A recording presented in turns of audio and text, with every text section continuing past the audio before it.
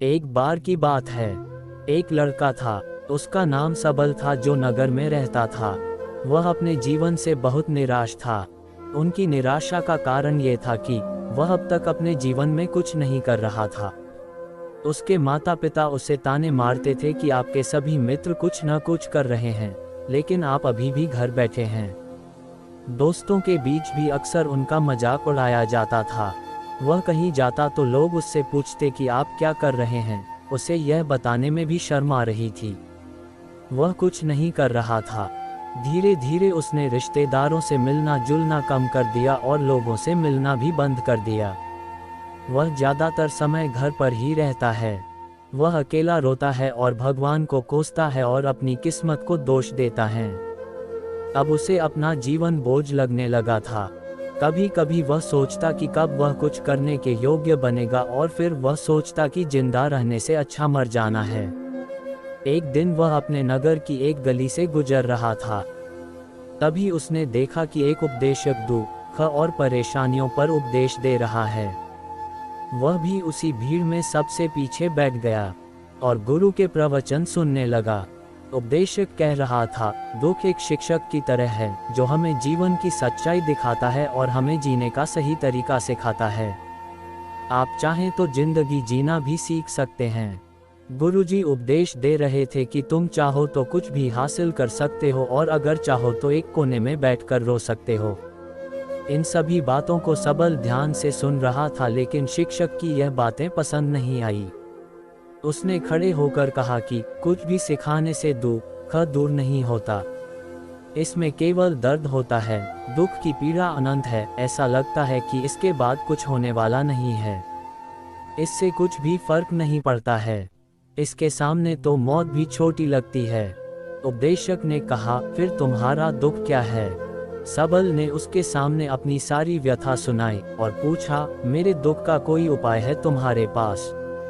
ये सुनकर शिक्षक मुस्कुराए और बोले, तुम उस दिन मेरे पास आओ जब आपके जीवन में वास्तविक दर्द हो। मैं आपकी समस्या का समाधान अवश्य करूंगा। ये कहकर गुरु वहां से चला गया। सबल ने सोचा, कहीं मेरा दुख नकली तो नहीं है? क्या मैं जिस दर्द से गुजर रहा हूँ वह नकली है? मेरा दुख कोई नहीं समझ सकता। जब माँ बाप नहीं समझते तो गुरु क्या समझेगा? उनके दुखों से व्यथित होकर सबल ने एक फैसला लिया कि अब वह कुछ करेगा। सबल ने एक छोटा व्यवसाय शुरू किया, पर उसे सफलता नहीं मिल रही थी। लेकिन उसके घर वाले पूछते हैं कि क्या वह कुछ कोशिश कर रहा है। वह अपने व्यवसाय में लगा रहा और धीरे धीरे उन्हें सफलता मिलने लगी।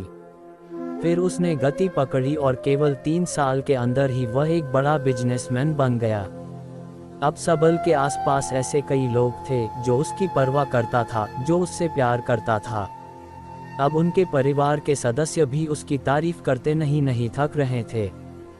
दिन ब दिन उसके मित्रों की संख्या बढ़ती जा रही थी। अब वह अपनी जिंदगी से बहुत खुश था। उनके कुछ दोस्तों ने उन्हें सलाह दी कि जब आप एक बड़ा बिजनेसमैन बनकर बहुत खुश हैं, तो सोचिए आपको कितनी खुशी होगी अगर आप इस शहर और इस राज्य के सबसे बड़े बिजनेसमैन बन जाते हैं। कितने लोग आपसे जुड़ना चाहेंगे, आपकी कितनी बड़ी ख्याति होगी, और स्वयं राजा भी आपसे दोस्ती करना चाहेंगे और जरूरत पड़ने पर ही आपसे पैसे उधार लेंगे। दोस्तों की यह बात सबल के मन में घर कर गई। अब वह और पैसे कमाने की कोशिश करने लगा, लेकिन उसे ये सब बहुत ही जल्दी चाहिए था। वह समय बर्बाद नहीं करना चाहता था। उनका अधिकांश समय इन चीज़ों को प्राप्त करने में गलाने लगा। इसलिए वह ऐसे काम करने लगा जो सही नहीं था। उसने बड़ा उधार लेना शुरू कर दिया। उसके दोस्तों से पैसे की मात्रा और अधिक मुनाफा कमाने के लालच में वह अपने माल में मिलावट करने लगा। उसने अन्य व्यापारियों के खिलाफ भी साजिश रची और उन्हें डराया धमकाया। जैसा उसके दोस्त कहते थे वैसा ही करता था। वह इन तरीकों से ज्यादा पैसा कमा रहा था, पर अब उसके जीवन में पहले जैसा चैन न था। उनके मन की शांति गायब हो गई थी और वह रात को सो नहीं पाता था। वह हंगामे में रहता था। वह सब कुछ पाकर भी उन्हें किसी चीज में सुख नहीं मिल रहा था। एक दिन सबल अपनी गाड़ी में कहीं जा रहा था।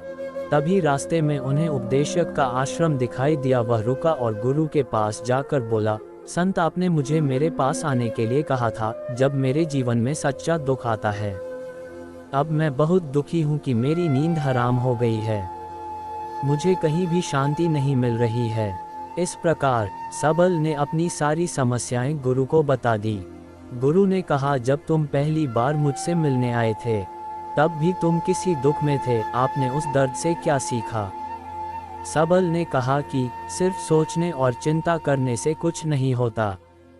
आपकी दृष्टि को सच करने के लिए ये कार्रवाई करता है, और सिर्फ काम करने से कुछ नहीं होता, परिणाम भी मिलना चाहिए। जब आपको लगता है कि आपका लक्ष्य हासिल नहीं होने वाला, तब राह में चाहे कितनी भी मुश्किलें आ जाएं, मन कितना भी निराश क्यों न हो, कितना भी लगता हो कि अब कुछ नहीं होने वाला है, तभी विश्वास करें, मैं जो भी कर रहा हूँ उसमें अवश्य सफल होऊंगा। लोग केवल सफल लोगों का सम्मान करते हैं। कोई कितना भी अच्छा क्यों न हो, वह हमेशा लोगों की नज़रों में बोझ बने रहते हैं। ये सब सुनकर उपदेशक मुस्कुराया और बोला, जब आपके पास है तो यह वास्तविक दुख नहीं है। अपने जीवन में वास्तविक दुख आए तब मेरे पास आओ, मैं उसे ठीक कर दूंगा। सबल ने जाते समय साधु को सोने के सिक्कों से भरा घड़ा भेंट किया। घड़े को देखकर गुरु ने कहा कि यह मेरे किसी काम का नहीं है, उस पेड़ के नीचे गड्ढा खोदकर गाड़ दो। सबल ने घड़े को पेड़ के नीचे दबा दिया, जैसा कि गुरु ने बताया, और वहां से चला गया। कुछ दिनों से कारोबार ठीक चल रहा था, लेकिन व्यापार के गलत तरीके के कारण धीरे धीरे उसे व्यापार में घाटा होने लगा।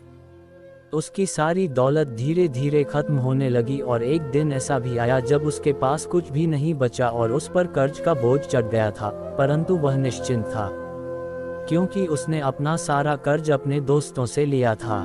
उसने सोचा कि उसके दोस्त बुरे वक्त में उनके साथ खड़े रहेंगे, लेकिन ऐसा कुछ नहीं हुआ। जैसे ही बुरा वक्त आया, दोस्त पहले उससे कर्ज मांगने लगे।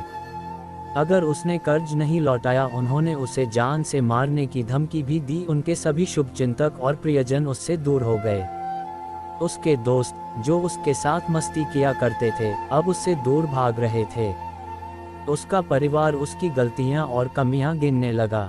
उनकी सारी संपत्ति नीलाम कर दी गई और उसके पास कुछ भी न बचा। जब उसने अपने पिता से मदद मांगी, पिता ने कहा कि मेरे पास थोड़ी सी संपत्ति है, मैं तुम्हारी माँ को क्या कहूँगा अगर मैं तुम्हें दे दूँ? ये संपत्ति हमारा अंतिम उपाय है। सबल के मन में गहरा दुख छा गया।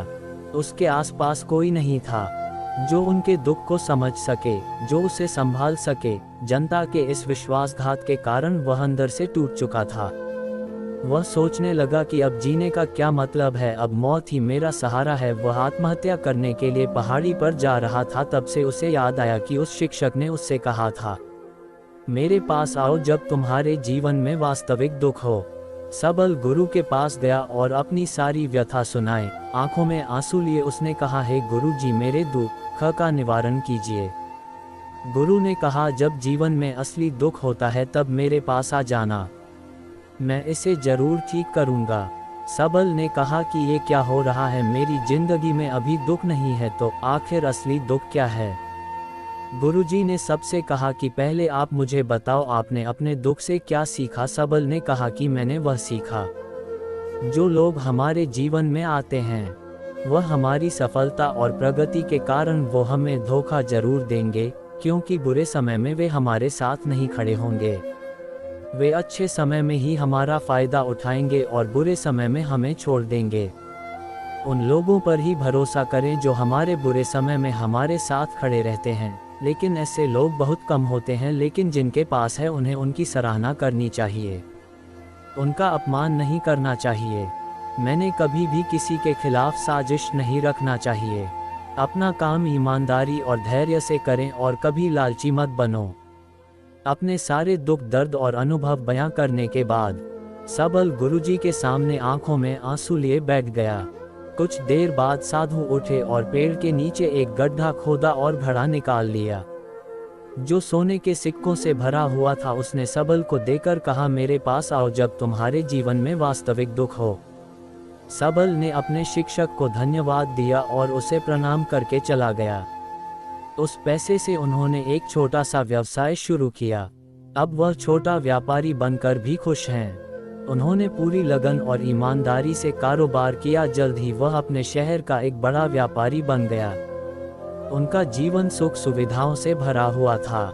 लेकिन कोई कितना भी अच्छा क्यों न हो, लेकिन जीवन में दुख आता है तो सबल के जीवन में भी दुख आते थे। अपने माता पिता की मृत्यु के रूप में वे दोनों एक ही दिन मर गए। सबल अपने माता पिता से बहुत प्यार करता था, इसलिए उनके निधन से उन्हें गहरा सदमा लगा। वह शवों को ले गया, दोनों को शमशान घाट ले गया, जहां अंतिम संस्कार किया गया। वहां उसने अपने माता पिता का शव जलता हुआ देखा तो उनका मन बेचैन हो उठा। उसके मन में कई सवाल उठने लगे। वह घर वापस आ गया, इसलिए उसने अपने माता पिता के घर और संपत्ति को देखा जिसके लिए उनके पिता हमेशा लड़ते रहे। आज जो छूटा पड़ा है, जिन्होंने इसकी देखभाल की, इसके लिए लड़ने वाले इस दुनिया से चले गए। उसके पिता ने जो कुछ कमाया वह सब यहीं रह गया। एक दिन पहले तक उसके पिता मारपीट करते थे किसी के साथ उसकी संपत्ति के लिए।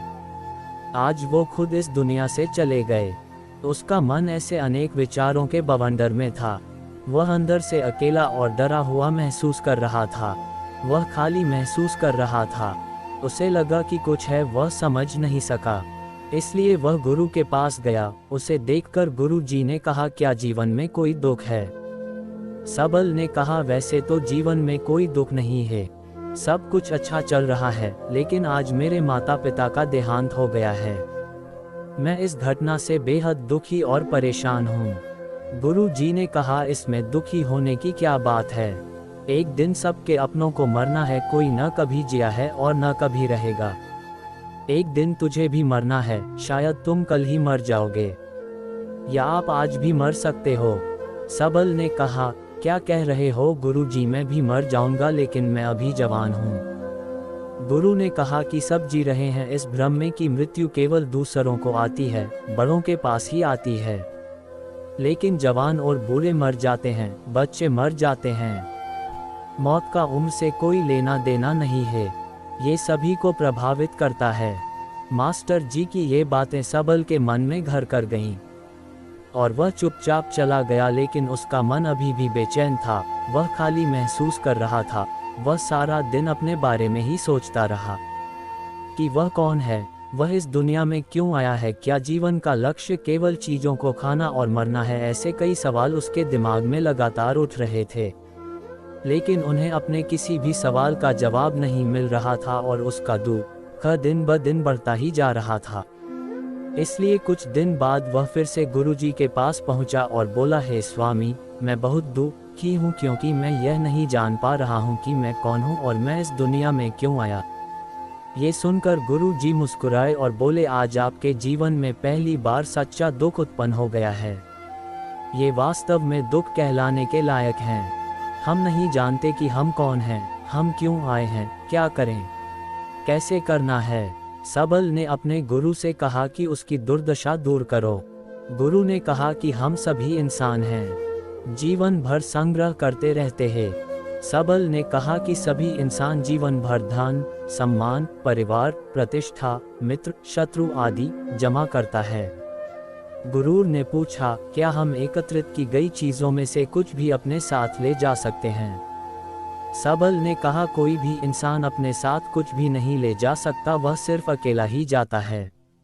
मेरे माता पिता भी अपने साथ कुछ भी नहीं लेकर गए, सब कुछ धन संपत्ति वैभव सब कुछ यहाँ पर छोड़कर गए।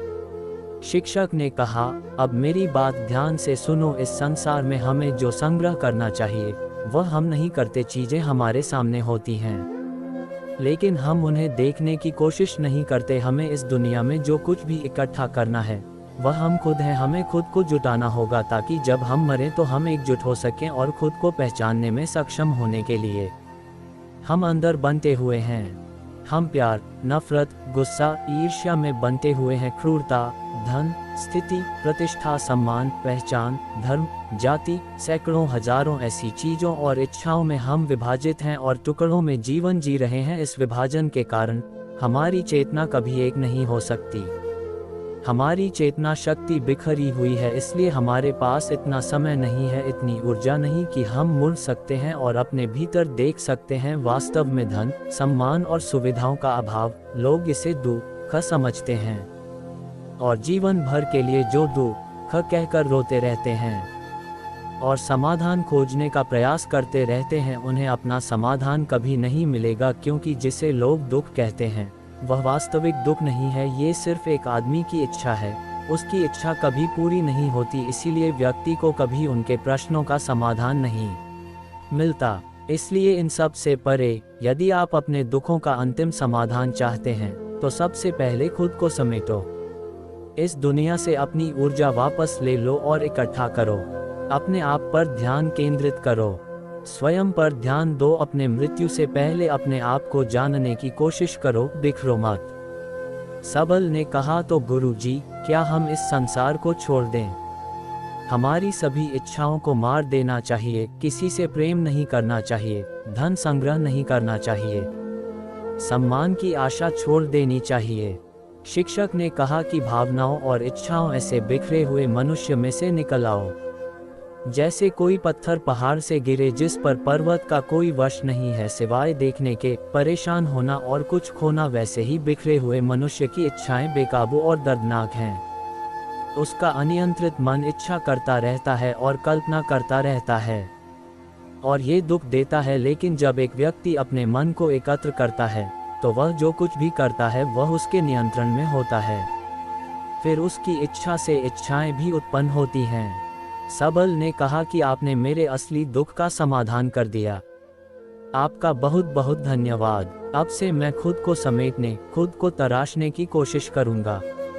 गुरुजी ने कहा कि मानव शरीर में बहुत ऊर्जा और शक्ति है, लेकिन ये फालतू के कामों में बंटा हुआ है, बेकार की बातों में लगा हुआ है। यह एक बहुत ही शक्तिशाली मशीन की तरह है, एक बच्चे के हाथ में रखा जा रहा है और वह बिना सोचे समझे अपनी शक्ति बर्बाद कर रहा है और बिना किसी नियंत्रण के। इसीलिए इस शक्ति पर ध्यान दें, अपनी चेतना, और इसे इकट्ठा करें। सबल को अपने प्रश्नों का उत्तर मिल गया। उसने अपने गुरु का शुक्रिया अदा किया और चुपचाप चला गया। दोस्तों, उम्मीद है आपको ये कहानी पसंद आई होगी। अगर आपको ये कहानी पसंद आई हो तो अपने दोस्तों और परिवार के साथ ज़रूर शेयर करें।